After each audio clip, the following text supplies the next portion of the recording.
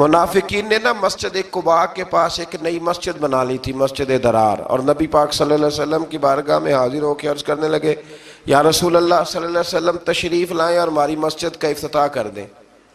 قرآن مجید پڑھ رہا ہوں، سورہ توبہ آیت نمبر 107۔ تو یہ جو لفظ میں اور آپ بول دیتے ہیں مسجد ہی ہے نا جی، مسجد ہی ہے نا، مولانا آپ مسجد سے روک رہے ہیں، مسجد ہی تو ہے۔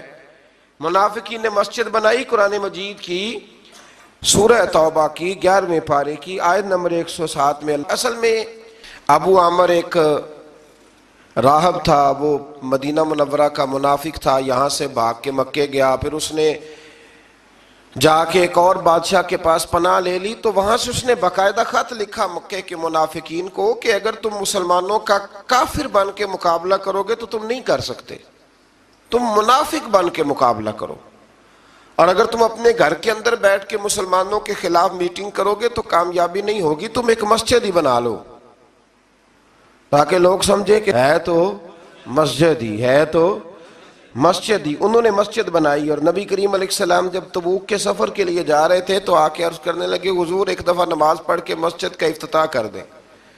تو حضور نے فرمایا میں واپس آؤں گا تمہیں بتاؤں گا کیا کرنا ہے۔ حضور واپس آئے تو پھر حاضر ہوئے، حضور افتتاح کر دیں، تو حضور نے فرمایا کرتے ہیں تمہاری مسجد کا افتتاح۔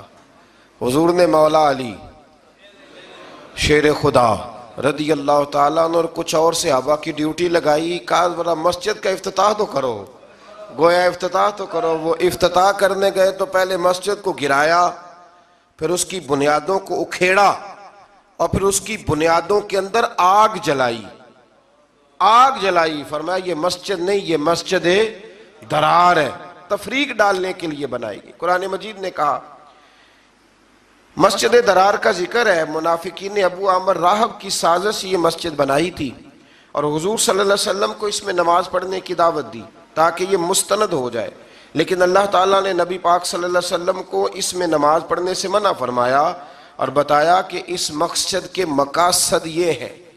اللہ کریم نے 4 مقصد قرآن مجید میں اس مسجد کے بنانے کے بیان فرمائے۔ فرمایا 4 وجہ سے بنائی گئی۔ پہلا مقصد یہ مسلمانوں کو تکلیف دینے کے لیے بنائی گئی، اور دوسرا مقصد یہ کفر کرنے کے لیے بنائی گئی، اور تیسرا مقصد اہل ایمان کے درمیان تفرقہ ڈالنے کے لیے بنائی گئی، فرقہ واریت کے لیے، اور چوتھا مقصد اللہ اور اس کے رسول صلی اللہ علیہ وسلم سے جنگ کرنے والوں کے لیے سازشوں کا مرکز بنایا گیا۔